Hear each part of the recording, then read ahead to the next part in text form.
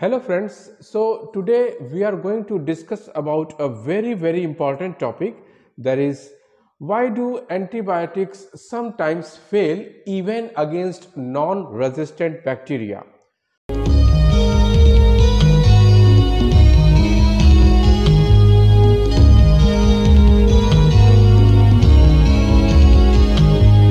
So basically, we know that antibiotics are one of the most powerful tools in modern medicine used to treat bacterial infections effectively.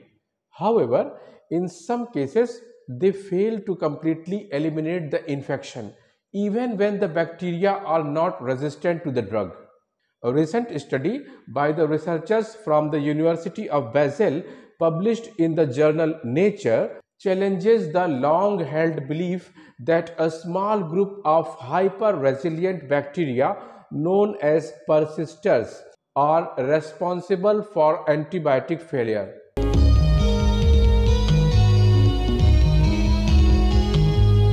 Instead, this study provides a new explanation, that is, nutrient scarcity in infected tissues.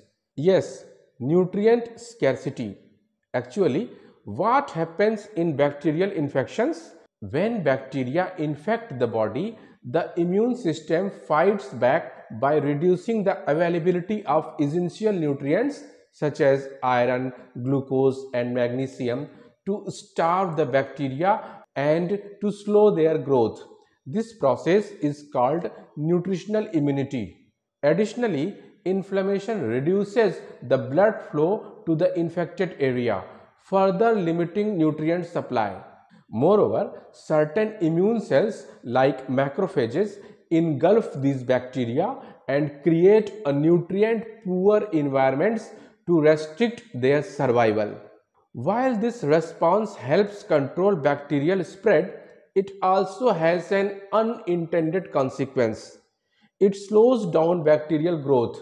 While we know that most antibiotics work best on actively dividing bacteria, but when bacteria are in a slow growing or dormant state, antibiotics become much less effective in this case.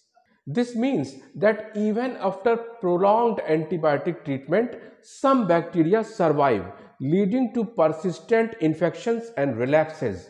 In their latest research, this phenomenon has been observed by the scientists in Salmonella infection, which can cause diseases like typhoid fever.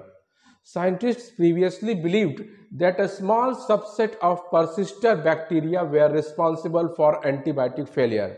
But recently, a new groundbreaking study has been done by Professor Dirk Beumann and his team from Biozentrum Department, University of Basel.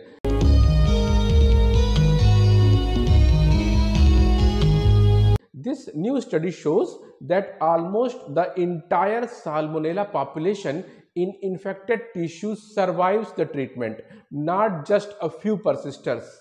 The reason? What is the reason? Actually, nutrient starvation makes most bacteria highly tolerant to antibiotics, delaying their killing and making treatment less effective. And how did scientists discover this? Actually, researchers used an advanced technique called real-time single-cell analysis to directly observe how an individual bacterium responds to the antibiotics. Now, what is this real-time single-cell analysis? This method allows scientists to track the bacteria live in real time rather than studying large bacterial populations together. There are certain tools used in this method. For example, number one, live cell microscopy.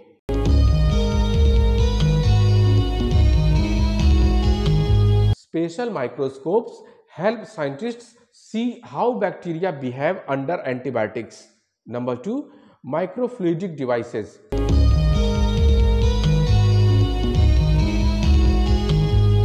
These tiny lab-on-chip systems create realistic infection conditions, mimicking how bacteria behave inside the body.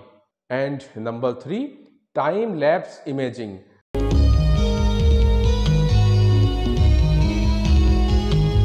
By taking continuous snapshots over time, scientists can track how bacteria survive or die when exposed to antibiotics. Using this approach, researchers found that standard lab tests had been giving misleading results for years. These traditional methods underestimated how many bacteria actually survive and wrongly suggested the presence of hyper-resilient persister subgroup. What does this mean for antibiotic treatment? This discovery challenges existing antibiotic research and suggests that we need new strategies to make antibiotics work better in nutrient-starved conditions. Instead of only focusing on killing persisters, we must also address the issue of slow growing bacteria that survive due to nutrient starvation. Future research could focus on finding to enhance antibiotic action in these conditions, making treatments more effective and reducing the chances of persistent infections. So the final thoughts here are, this study provides a major shift in our understanding of why antibiotics sometimes fail. It highlights the importance of studying bacterial behavior in realistic conditions and using modern real-time techniques for accurate insights.